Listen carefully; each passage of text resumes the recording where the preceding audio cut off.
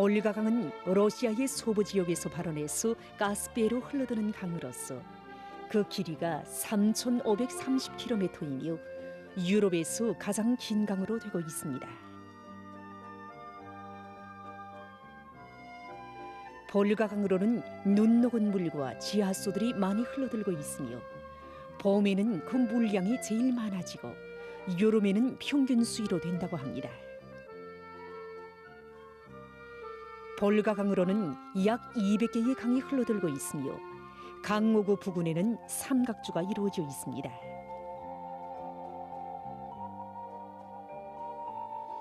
러시아의 진주로 불리우는 볼가강 삼각주는 커다란 하나의 자연보호구로서 생물 다양성이 풍부한 지역으로 되고 있습니다.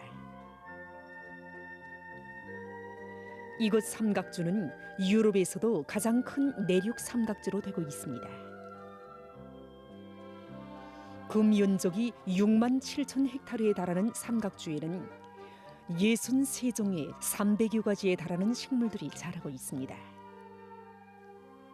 삼각주에서 서식하고 있는 생물들 중에서 가장 유명한 것은 련꽃인데 수천 헥타르에 달하는 면적들이 련꽃으로 뒤덮여 있습니다. 과학자들은 이 련꽃들이 수백만 년 동안 이곳에서 살았다고 보고 있습니다. 볼가강 삼각주의 자연 생태계에서 또 하나 특징적인 것은 물밑 식물들이 많은 것입니다. 이곳 삼각주의 물밑 식물들에 의해 볼가강으로 흘러드는 부유물들이 제거되는 것으로 해서 커다란 생물 류곽이라고 하고 있습니다. 제거된 부유물들은 물밑으로 가라앉게 되며 이것들이 오랜 기간 쌓이고 쌓여 삼각주의 섬들을 형성하고 있다고 합니다.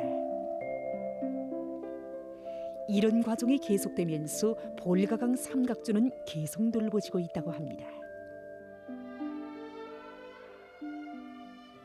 강에는 잉어와 메기를 비롯해서 수십 종의 물고기들이 서식하고 있는데 여기에는 세계적으로 이름난 철갑상어도 있습니다.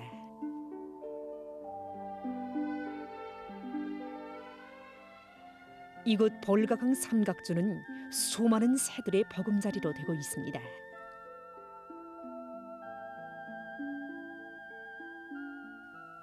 흰 꼬리 수리를 비롯한 맹금류도 있고 긴 누른 물까마귀와 달마띠아 펠리칸, 백조를 비롯한 많은 종의 새들이 이곳에서 서식하고 있습니다.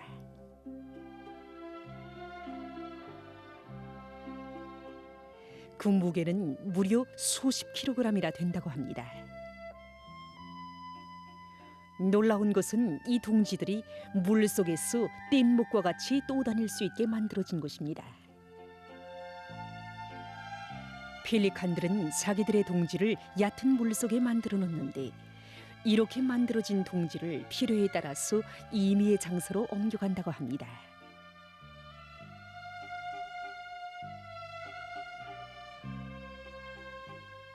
현재 러시아에서는 볼가강의 오염을 줄이고 자연 환경을 보호하기 위한 여러 가지 활동들을 장려하고 있습니다.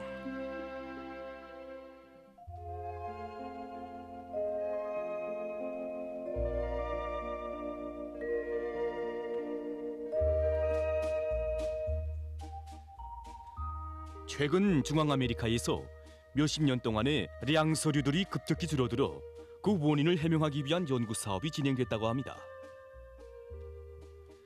그 과정에 연구사들은 그 원인이 진균류가 일으키는 질병에 있다는 것을 확인했습니다. 진균류는 량서류들의 피부에서 기생하면서 그 세포를 파괴합니다. 그러므로 폐 숨쉬기와 함께 피부 숨쉬기를 하는 량서류들에게 있어서 이 진균류에 의한 질병에 감염되면 그 결과는 치명적인 것으로 되는 것입니다.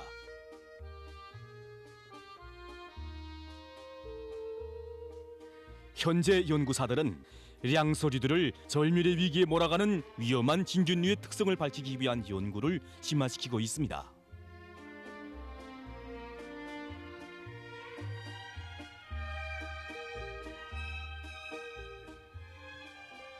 이와 함께 진균류를 효과적으로 억제할 수 있는 가장 우수한 박테리아를 확정하는 것도 중요한 과제로 되고 있습니다.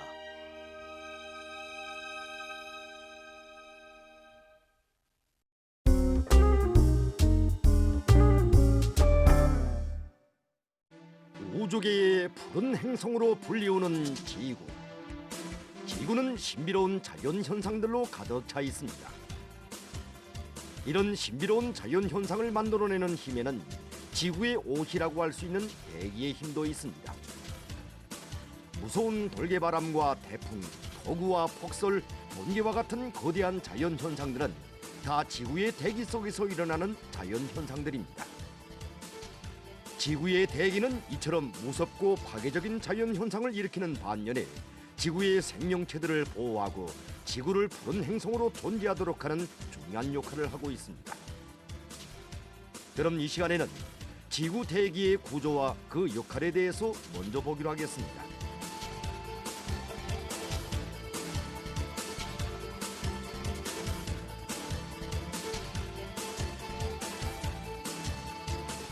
우선 지구 대기란 무엇을 의미하는지 보기로 합시다.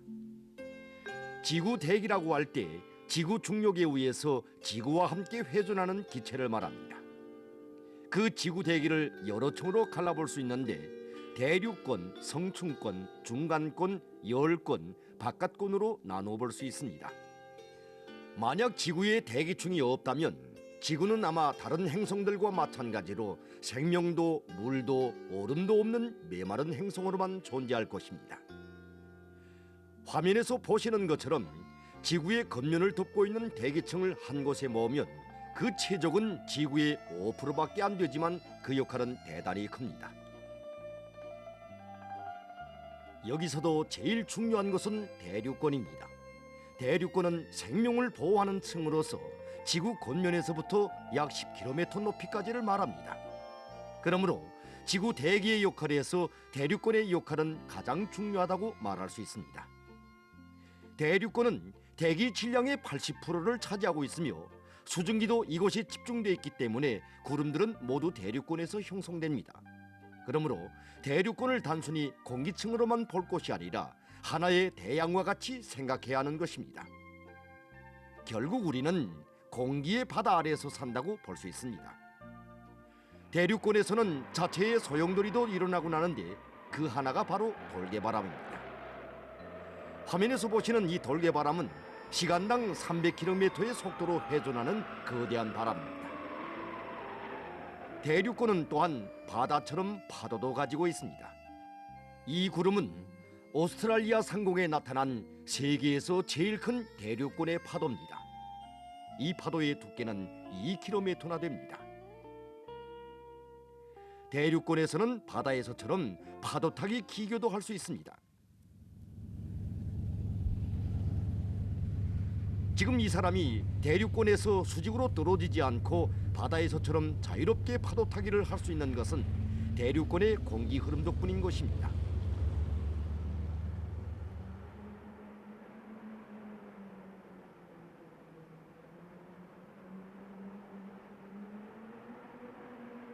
대륙권의 공기 흐름, 즉 바람의 힘이 얼마나 위력한가를 보여주는 증거물들을 지구 표면 위에서 찾아볼 수 있습니다.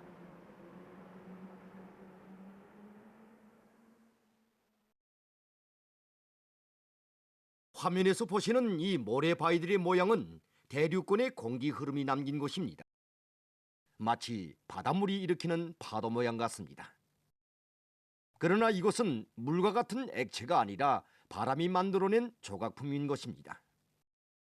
사하라 사막에서 부는 바람은 많은 양의 광물 입자들을 대서양을 건너 남아메리카의 아마조나스 강 유역의 강무림지대로 날아갑니다.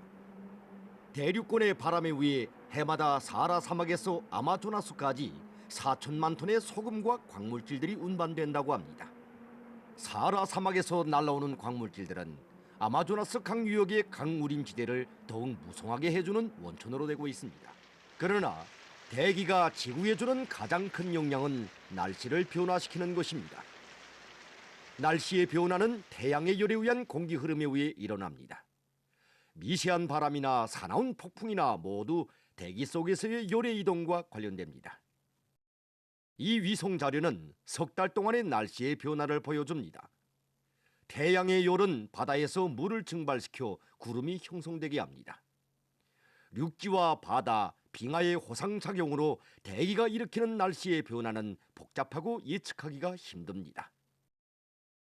여기는 남아메리카에 위치하고 있는 아르헨티나의 어느 한 마을입니다. 여기서는 세계적으로 제일 큰 폭우가 쏟아지곤 합니다. 그래서 과학자들은 이것으로 폭우의 발생 원인을 연구하기 위해 오곤 합니다. 이 사람은 폭우를 연구하는 짐 에디스입니다. 그는 폭우의 발생 원인에 대해 연구하기 위해 여기 아르헨티나로 왔습니다. 폭우를 연구하기엔 아주 이상적인 것입니다. 우선 아마조나수 분지로부터 덥고 습한 공기가 다 여기로 흘러듭니다. 남극으로부터는 또 찬 공기가 흘러들지요. 이 두 공기가 서로 충돌할 땐 요란한 우레 소리를 내면서 거대한 폭우를 형성하는 겁니다. 결국 폭우가 형성되는 기본 요인은 찬 공기와 더운 공기의 충돌에 있습니다. 하지만 이 지역에 거대한 폭우가 형성되게 하는 다른 요인도 있습니다. 이를테면 지형도 중요한 역할을 합니다. 아마조나수 분지의 덥고 습한 공기가 남극의 찬 공기와 부딪힙니다. 이때 더운 공기가 높은 산 지형으로 해서 더 위로 올라가지 못하고 찬 공기와 서로 섞이게 되죠. 결국 빗구름만 크게 형성됩니다. 연구사들은 지금으로부터 5억 7천만 년 전부터 2억 5천만 년 전까지 이르는 고생대에 지구 대기가 거의 오늘과 같은 성분을 가지게 됐다고 하고 있습니다. 지구가 갓 형성되었을 때 지구의 표면은 화산으로 뒤덮여 있었고 화산 분화구들에서는 거대한 양의 가스가 분출했습니다. 이 가스가 지구의 대기를 형성했습니다. 하지만 이때 생긴 대기는 지금의 대기와 전혀 달랐습니다. 대기 속에는 이산화탄소와 메탄 그리고 수증기가 혼합되어 생긴 독성이 있는 기체들이 있었습니다. 오늘처럼 사람이 숨쉬는 데 필요한 산소는 없었습니다. 오늘과 같은 지구의 대기가 어떻게 형성됐는지 그에 대해서는 다음 시간에 보기로 하겠습니다.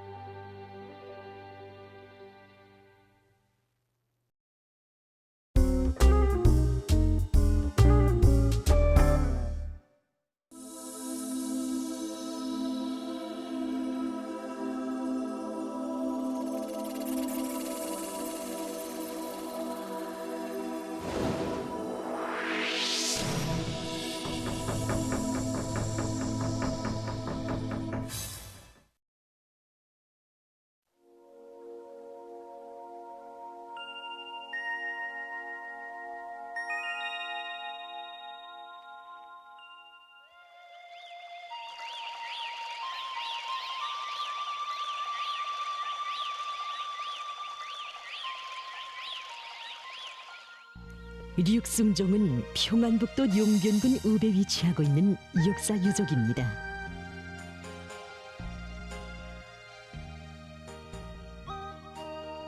이 류종은 1728년 세워질 당시에는 향미족으로 불리웠습니다.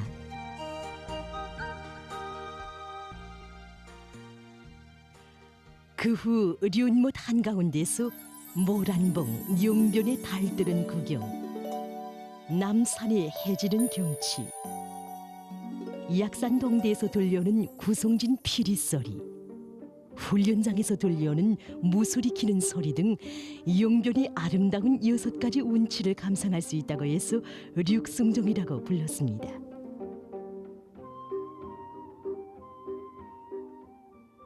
평양의 륜광종, 안주의 백상루, 강계의 인풍로 등 우리나라에 이름 있는 루종들은 거의나 다 앞이 탁 트인 강가의 졸벽 위에 서 있지만 류승종은 주변의 자연 경치와 어울리게 륜못 한가운데 세운 루종입니다.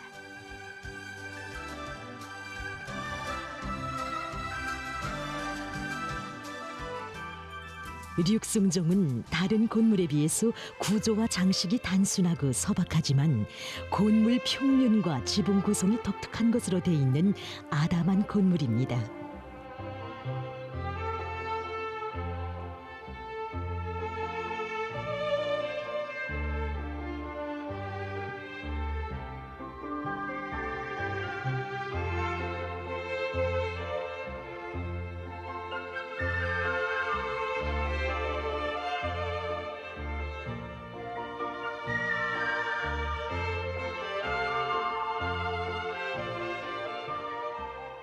륙승종은 종각으로서의 훌륭한 건축미를 갖추고 있어 우리 손자들의 높은 건축술과 뛰어난 재능을 보여주는 우리의 귀중한 민족 유산입니다.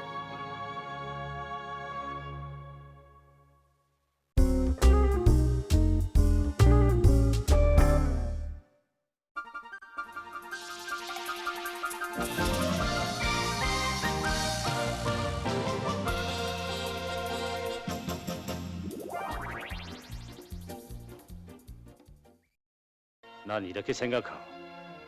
오늘날 인민에게 바쳐야 할 병사의 참된 사랑은 그 어떤 값싼 동전이나 물질적인 도움이 아니라 그들의 정치적 생을 지켜주고 끝까지 빛내어주는 것이라고 말이오.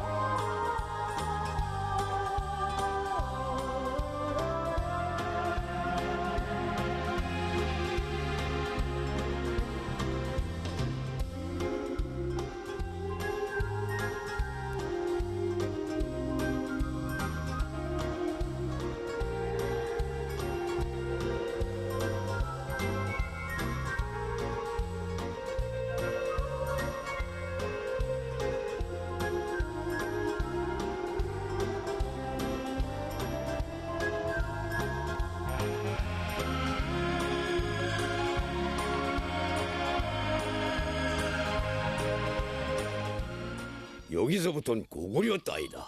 이젠 거의 다 왔다. 힘들을 내라.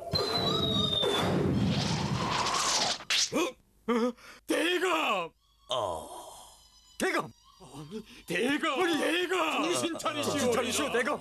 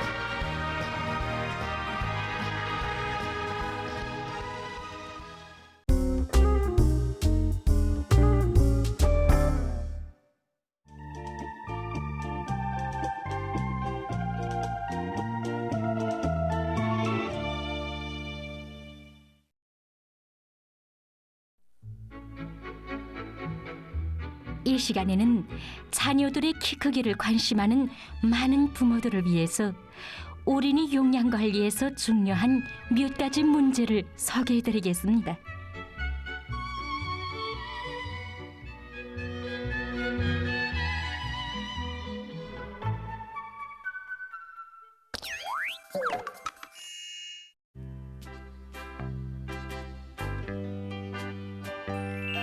난 칼슘이에요. 뼈의 기본 구성 성분이랍니다. 난 필수 아미노산인 리진입니다. 성장 호르몬이 잘 분비되려면 내가 있어야 한답니다.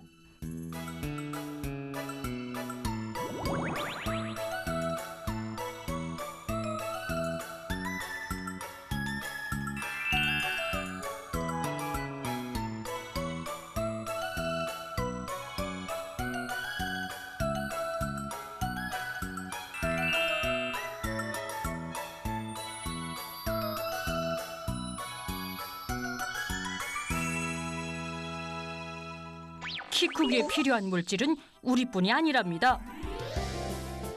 단백질을 이루는 각종 필수 아미노산들과 당질, 지방, 각종 비타민과 광물질들을 포함해서 키 크기 용량 성분은 50여 가지나 됩니다. 물론 칼슘이나 리진도 중요하지만 이런 한두 가지 성분만이 아니라 키 크기에 필요한 모든 영양소들을 골고루 충분히 섭취하는 것이 기본이라고 전문가들은 강조하고 있습니다. 이제 국도 먹어야 돼요. 야, 아니요, 국도 먹어야지 형님데요. 국 조금 더 먹어요. 딱 한 번만 먹자요. 또 먹자요. 아하.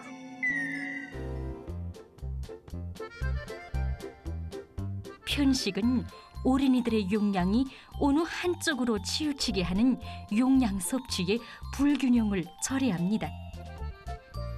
한 연구자는 편식을 하는 사람들과 편식을 하지 않는 사람들을 상대로 7살부터 20년간의 발육 좋은 과정을 비교적으로 고찰해 보았습니다.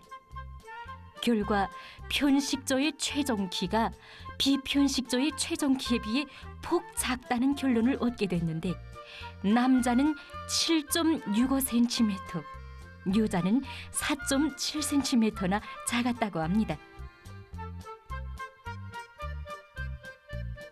일단 한 번 붙으면 떼기 힘든 편식 습관인 것만큼 젖을 떼고 밥을 먹기 시작할 때부터 애초에 골라 먹는 습관이 붙지 않도록 잘 타일러 주어야 합니다. 또한 식생활 조직을 다양하게 짜고도록 한 끼 한 끼의 식사에서 균형적인 용량을 섭취하도록 노력해야 합니다.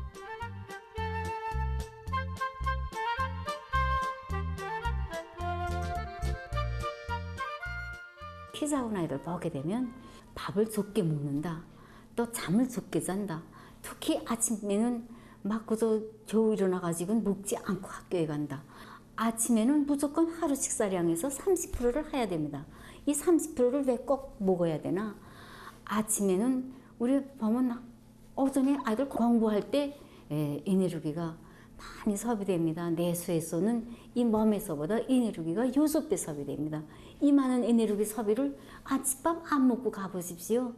이 뇌수세포들이 피로하고 영양물질이 딸려서 아이고 하면서 제대로 일을 못합니다. 공부를 잘 될 리가 없고 키 뭐 크겠고. 그래서 부모들이 아침에 가서 올려서 빵 하나 가방에 여주면서 먹고 가라.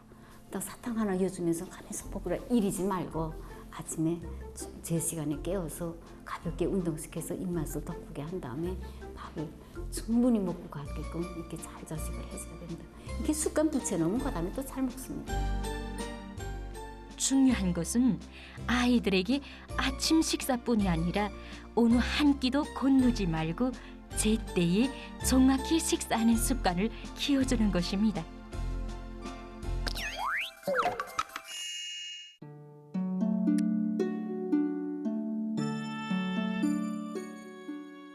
자식들에게 맛있는 음식을 만들어 먹이느라고 많은 수고를 하지만 실질적으로 키 크기에 필요한 모든 영양 성분들을 합리적으로 다 이렇게 보상하기는 힘듭니다. 어떤 아이들은 잘 뛰어놀고 잘 먹고 하지만은 또 어떤 아이들은 그렇지 못합니다. 잘 먹지도 않고 또 먹는다고 해도 제 입에 맞는 것만 찾는 아이들이 적지 않습니다. 이런 경우에는 키 크기에 필요한 모든 영양 성분들이 합리적으로 들어있는 영양 강화 식품을 보충적으로 먹이는 것이 좋은 방도로 됩니다. 예를 들어서 이제 천연 영양 성분들이 이제 많이 들어있는 솔꽃가루는 리진을 비롯한 14가지 아미노산들이 들어있고 또 각종 비타민들이 충분한 양으로 포함되어 있습니다. 또 이제 미세 파쇄한 굴조가비 가루에는 뼈의 기본 조성 성분인 칼슘과 린, 그리고 아연과 마그네슘, 칼륨이 알맞춤한 양으로 들어가 있습니다. 우리 부모들이 이제 아이들의 특성과 식성을 잘 고려해서 운동도 잘 시키고 음식도 이제 잘 먹이면서 이와 함께 필요한 키 크기 영양제들도 이제 적당히 보충해주면 아이들을 건강하게 잘 키울 수 있을 것입니다. 사회의 전반적인 생활 수준이 높아가는 데 따라 어린이들의 평균 키도 지속적으로 높아가고 있습니다. 이곳은 용량이 키 크기에 중요한 영향을 미치는 인자의 하나라는 것을 명백히 말해주고 있습니다.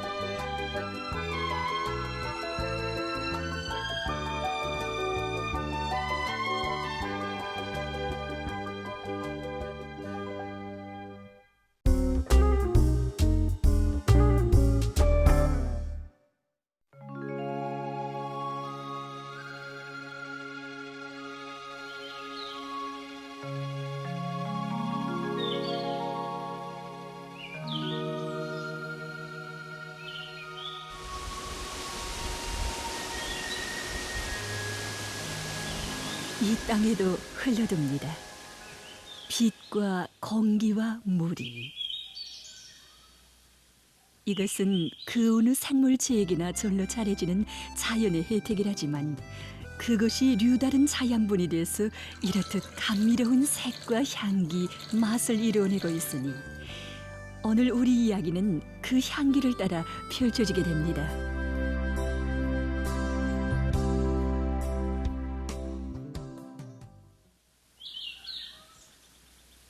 민족음식 생활을 전문으로 연구하는 사회과학원의 김지원 박사 선생님은 차문화라는 말이 가지는 의미로부터 얘기를 시작했습니다. 이 차문화라는 것은 이 차나무를 재배하고 또 이 차잎을 생산하고 차꽃을 제작하고 이 차잎을 우려서 찻잔에 담아서 마시는, 다시 말해서 이 차 생산. 결국 차문화란 차의 생산과利用의 전 과정을 통틀어 이르는 말이었습니다. 우리나라에서도 이런 차문화가 일찍부터 발전하였습니다. 이 삼국 사회라는 이 역사책에 의하면 우리나라에서는 이미 7세기 초에 차나무를 재배했고 9세기 이로서는 차 마시는 풍이 매우 성행하였다고 전하고 있습니다. 우리나라의 이러한 차문화는 발해, 후기신라, 고려, 조선 봉건 왕조 시기를 거치면서 면면이 계속 발전되었습니다. 이렇게 우수하였던 우리의 차문화가 조선 봉건 왕조 후반기에 들어서부터는 점차 쇠퇴 올라가기 시작했습니다. 오랜 역사를 자랑하며 발전해온 우리 민족의 차문화가 어떻게 돼서 자기의 빛을 잃게 됐는지 무척 알고 싶었던 문제였습니다. 그렇게 된 원인은 첫째로는 이 끊임없는 전란과 때 없이 일어나는 자연재해, 그리고 이 차나무를 수탈한 봉건 통치배들의 극심한 착취와 수탈에도 기인하고 볼 수 있겠습니다. 또한 이 봉건 통치배들이 우리나라 것은 다 못하다고 하고 단나수는 다 좋다고 하면서 우리 것을 무시하고 단나수 우상하던 그런 사대주의도 기인하고 볼 수 있겠습니다. 특히는 이거 일제 식민지 통치 시기에 우리의 풍부한 자원을 약탈하고 민족 문화를 말살하는 일제의 그 제약에 의해서 우리의 구토로 우수했던 이 차문화는 사라지게 되었던 것입니다. 진정한 인민의 것이 아니라면 그것은 지킬 수 있는 힘을 잃은 것이요 나라마저 남에게 빼앗긴 신세에 그 존재는 사라지고 말았던 것입니다. 우리 인민의 진정한 차문화는 우리 수령님들께서 마련해 주시고 경리하는 김정은 동지께서 꽃펴주고 계신다는 한 사회학자의 목소리를 우리는 무심히 들을 수 없었습니다.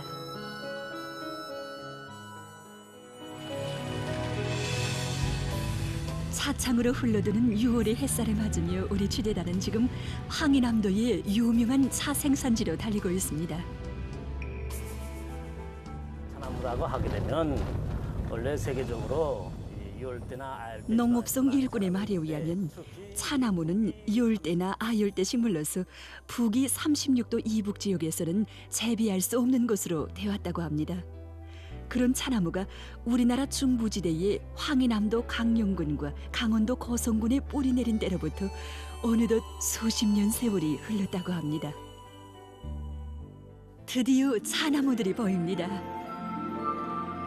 평풍처럼 둘러서 층층 계단의 차나무 숲을 이루고 있습니다. 처음 보는 경치를 화면에 담는 기쁨으로 단숨에 그 정점으로 오르는데 탁 트인 저 너머로 소위 바다가 안겨오니 이 또한 장관이 아닐 수 없습니다.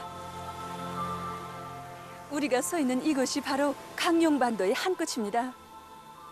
저기 바라보이는 곳이 우리 공화국 북반부의 최소남단 등산것입니다.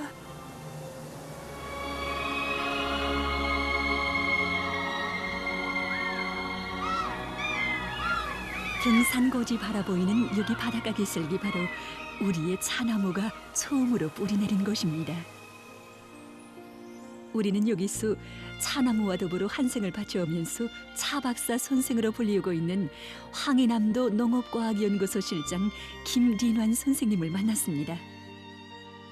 어떻게 돼서 차나무가 세계 식물학계가 그어놓은 생육 한계선을 넘어서 북위 38도선 가까운 강령반도에 뿌리 내리게 됐는지 우리는 그 사연부터 알고 싶었습니다.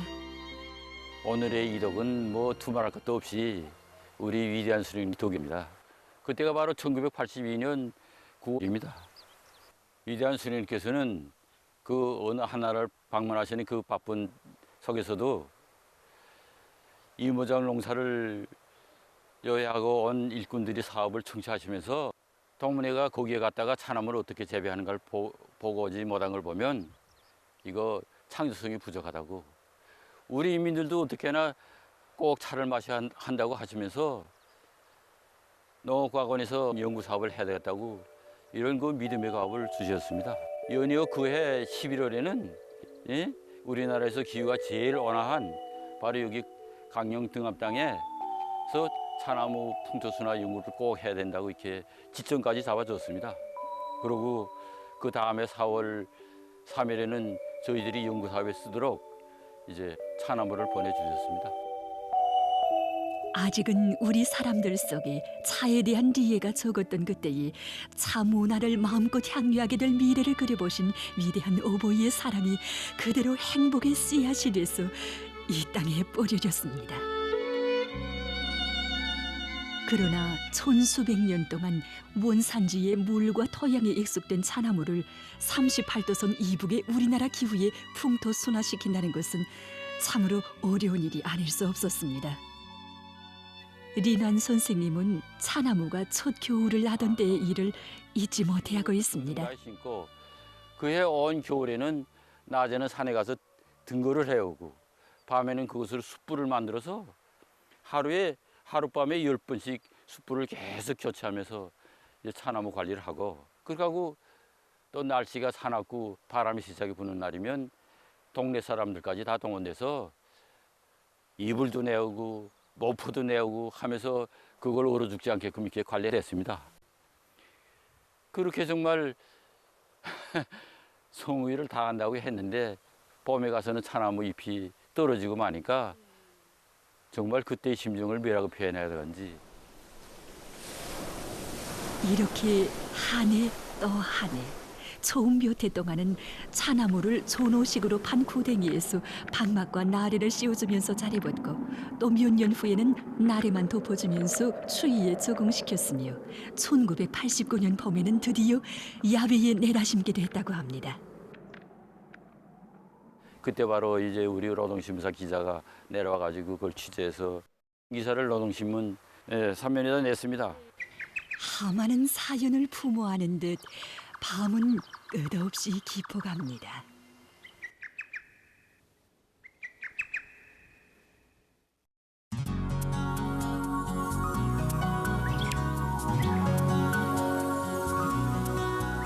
싱그러운 공기가 가슴에 흘러듭니다. 높고 낮은 산허리와 구릉지대에 젖빛 안개가 흐르고 그 아래에선 벌써 차입 따기가 한창입니다. 차의 진가를 알려면 직접 차를 따보는 체험도 하는 것이 저울이라는 이곳 차재배원 원장 동지의 말이 이끌려 우리도 이렇게 바구니를 메고 나섰습니다. 나도 오늘 차잎을 직접 따보려고 합니다. 이 다른 지방과 유다르게 이렇게 참대가 많이 보이는데 차나무가 있는 곳에는 꼭 참대가 있다고 합니다. 아마도 기후가 온화하다는 것을 말해주는 것 같습니다. 이제 차잎을 따야 하는데 이 차잎 따는 데서 그 중요한 게 뭡니까? 차잎을 잘 따자면 자기 품종에 맞게 따야 합니다. 예, 가령 예를 품종. 들면 예. 내가 럭차를 생산하겠다 하면 차잎의 맨 끝에 예. 순을 따야 합니다. 예. 예. 럭차잎 아닙니까? 네, 그렇습니다. 그렇습니다. 내 손으로 딴 초수학입니다. 차는 품종별로 잎을 따는 부위와 형태가 달랐습니다. 요거 홍차잎 아닙니까? 예, 옳습니다. 예, 럭차잎은 요거고 홍차잎은 요렇게. 럭차잎은 끝에 세 순이고 홍차잎은 그 밑에 이렇게 두 잎사귀 정도 아닙니까? 예, 옳습니다. 예. 그럼 철가름차는 어떻게 따야 합니까? 철가름차는 이렇게 따야 합니다. 꽃순이 자라기가 모준 다음에 새 잎을 따게 돼 있습니다. 예, 요게 세 순이 없구만요. 예. 예, 알만합니다 이제. 원장 동지의 말에 의하면 차는 4월 하순부터 시작해서 9월까지 수확할 수 있는데 차잎을 따드리는 시기에 따라 그 품질이 결정된다고 합니다. 구체적으로 보면 리파를 존으로 한 5월 상순에 따드리는 차잎의 질이 제일 좋다고 해서 일본차 또는 손물차라고 부르며 7월 상순에 따드리는 차잎을 두물차, 8월 상순에 따드리는 차잎을 세물차, 그 다음에 따른 차를 끝물차로 부른다고 합니다. 난 뭐 하루 종일 해도 이 바구니 졸반은 채울 것 같지도 못합니다. 그렇습니다. 이 홍차는 10,000개 정도가 돼야 1kg가 될 수 있습니다. 예, 철가름차는 3,000개 정도. 럭차 1kg을 따려면 이런 순을 10만 순을 따야 합니다. 예, 이 불 10만 순이나 따야 됩니까? 그렇습니다. 아니, 그럼 차잎 1kg를 생산하자면 이 넓은 차밭을 얼마만큼 오가야 합니까? 그렇게 계산해보지는 못했습니다. 아무래도 정확하려면 시간으로 해야 정확할 것 같습니다. 예. 제일 빨리 따는 동무가 하루에 그저 약 한 200g, 그저 2만 순 정도겠습니다. 그건 못해도 닷새가 걸린다는 소린데. 예, 옳습니다. 아니 뭐 차 맛을 보기는 쉬워도 그 차 1kg 생산하는데 정말 많은 품이 들겠습니다. 그렇습니다. 문득 고려 시기에 유명한 시인이었던 리규보가 지었다는 시의 한 토막이 떠오릅니다.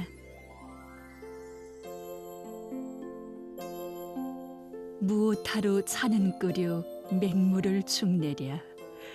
일촌가지에서 따모은 잎이 한 모금에 넘어가는 찻잔에 떠 있다니 생각할수록 오그리라. 록차나 홍차는 예나 지금이나 황금차라고 불리우면서 세계적으로도 부유한 사람들만 마시는 음료라는 이곳 일꾼의 말은 우리에게 많은 요원을 안겨줬습니다. 사실 지난 고난의 행군 강행군 시기 우리 인민들이 생활에서는 차 문화에 대한 인식이 점점 모르져 갔습니다. 허리띠를 줘야 했던 오목한 시련의 시기 그 누구도 차 문화에 대해서 생각조차 하지 못했습니다.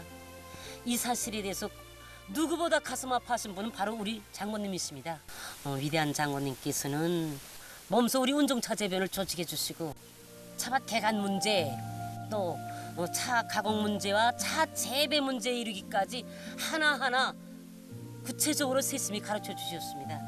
뿐만 아니라 위대한 장모님께서는 차에 있던 수령님의 운종을 후세의 길이 전하게 하여 우리나라에서 생산된 차를 몸소 운종차로 부르도록 하여 주셨습니다.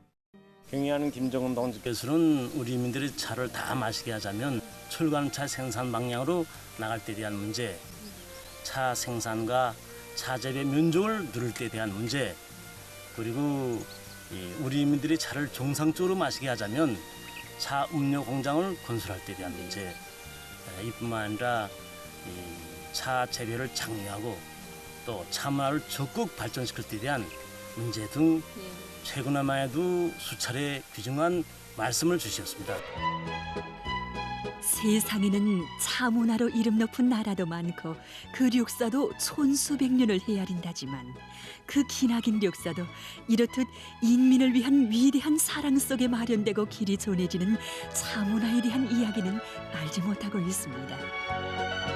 그 사연을 너무도 잘 알고 있는 이들이어서 한입니다. 차가 따는 처녀들은 많아도 우리처럼 차약 따는 처녀들은 아마 없을 겁니다. 우리들을 위한 노래도 좀 있었으면 좋겠습니다. 예, 차 입다는 처녀의 노래요. 예. 처녀들의 흥겨운 노랫소리 차나무밭 저 너머로 울려갑니다.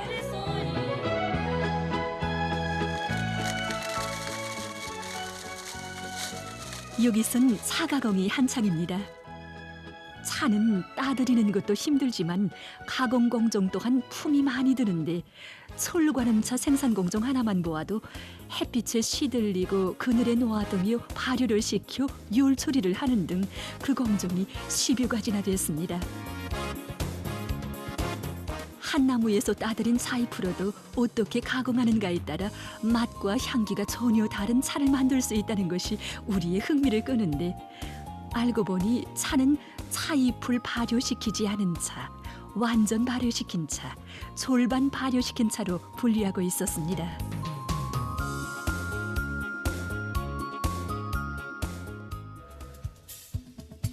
이 계절엔 수확의 기쁨만 있는 것이 아닙니다. 지금은 차나무의 김매기와 함께 차나무밭 개간도 동시에 해야 하는 제일 바쁜 계절이라고 합니다.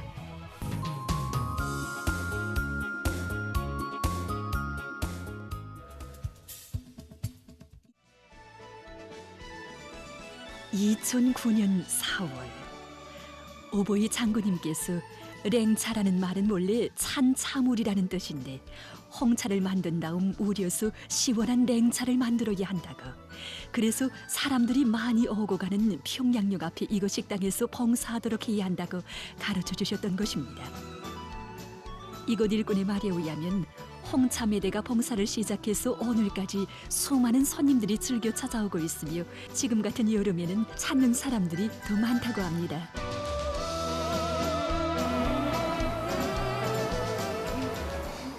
여기 창전거리에는 우리 인민들에게 널리 알려진 은종 찻집도 있습니다.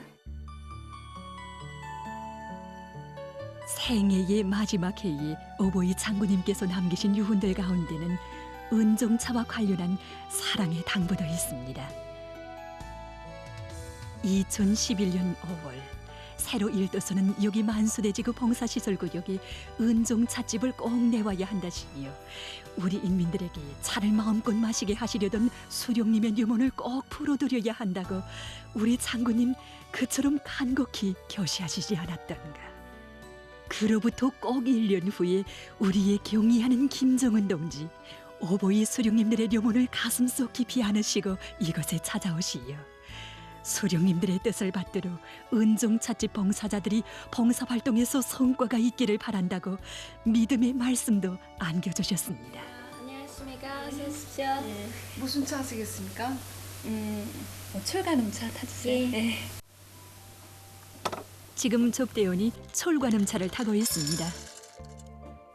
차를 기호 음료로 이용해 오면서 우리 사람들 속에서는 맛 좋은 차는 우선 차잎이 좋아야 하고 차잎을 우려내는 물의 질이 좋아야 하며 차물을 담는 그릇인 찻잔이 그에 알맞는 것으로 돼야 한다는 인식이 생겨나 이 세 가지 요소가 자연히 차 맛의 구성 요소로 됐다고 합니다. 잘했습니다. 드십시오. 네, 하십시다. 네. 예로부터 차를 마시는 데서 지켜야 할 도덕이나 레저를 차도 또는 찰이라고 했습니다. 차를 마실 때에는 마시기 전에 찻잔의 형태와 차물의 색깔을 감상하는 것이 우선이라고 합니다. 향기는 이렇게 잔을 몰리에 두고 맡는데 그 다음 차물을 입안에 머금고 한 번 굴린 다음 천천히 먹으러 넘겨야 그 진맛을 알 수 있다고 합니다. 내가 이 차밭에 가서 직접 차도 따보고 또 그 자리에서 럭차도 맛봤는데 이 럭차보다 이 철관음차가 이 아주 향기와 맛이 좀 더 진한 것 같습니다. 독특합니다. 차는 럭차, 홍차, 철가롱차 이 세 가지가 다 맛과 향기가 다릅니다. 내가 차를 탈 때는 색이 이렇게 곱지 않던데 그거는 물이 온도, 그다음에 우린 시간에 많이 관계됩니다.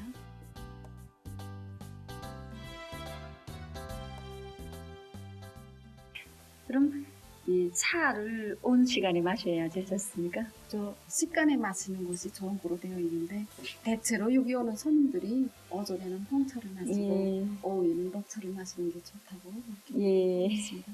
이 구미에 따라서는 자기 기호에 맞게 마시면 됩니다. 차는 하나의 문화로 일반 음료가 아니라 문화로 우리 생활과 아주 가깝고 친절한 문화로 되어 있습니다. 사람들이 마시는 물 한 곳분이 차입 2 내지 3g이 들어가는 순간에 그 가치는 참으로 커진다고 하는 서장 동지의 이야기는 참 인상적이었습니다.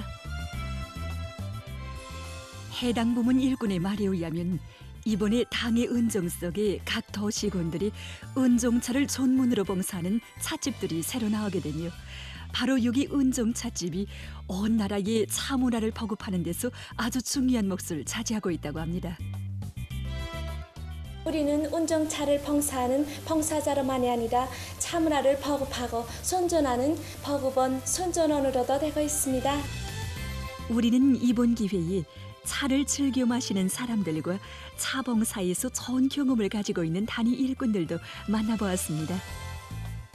사람마다 일부러 차 마시는 시간을 정하고 그 시간을 기다리고 그 시간에 마음의 여유를 찾고 우리가 사람들에게 차를 봉사하면서 가끔 물어보곤 합니다. 왜 차를 마시려고 하는가 하면 그 첫 번째 대답은 건강을 위해서다. 약은 한 생을 같이 가면서 건강을 지킬 수 없다. 그러나 차는 한 생을 믿음직하게 건강을 지켜주면서 얼마든지 같이 갈 수 있다는 것입니다. 또 오랫동안 차를 마신 사람들에게 어떻게 돼서 오랫동안 차를 마시게 됐는가, 차 마시는 습관을 붙이기가 참 힘든데 라고 물어보게 되면 그들의 대답은 더 흥미있습니다. 차 마시기 시작은 물론 건강을 위해서 떠난 것이었지만 오랫동안 차 마시는 습관은 역시 차에 대한 애착이라는 것이었습니다. 차 한 잔을 이렇게 앞에 놓고 사람들이 모여서 자기의 건강과 생활, 사업과 인생에 대해서 오고 가는 이야기들이 참으로 가치가 있고 또 그런 가정에 자기의 성격과 또 이렇게 품성도 이렇게 수양이 되면서 사업 성과도 나고 생활도 즐거워진다는 것이었습니다. 그래서 차는 마신다고 말하지 않고 차 문화를 향유한다 라고 이야기하는 것이라고 저는 생각합니다. 우리 인민이 스스럼 없이 드는 그 찻잔의 크기는 작아도 거기에는 그 무엇으로도 재일 수 없는 너무도 크나큰 무게가 실려 있습니다. 인민에 대한 뜨거운 은정이 방울방울에 그대로 스며 있는 은정차. 그것은 오늘 자기의 향기를 한껏 풍기며 전하고 있습니다. 우리 인민의 생활 속에 더욱더 친근하게 자리 잡게 될 차문화와 더불어 우리 당의 인민 사랑의 역사는 끝없이 이어질 것이라고.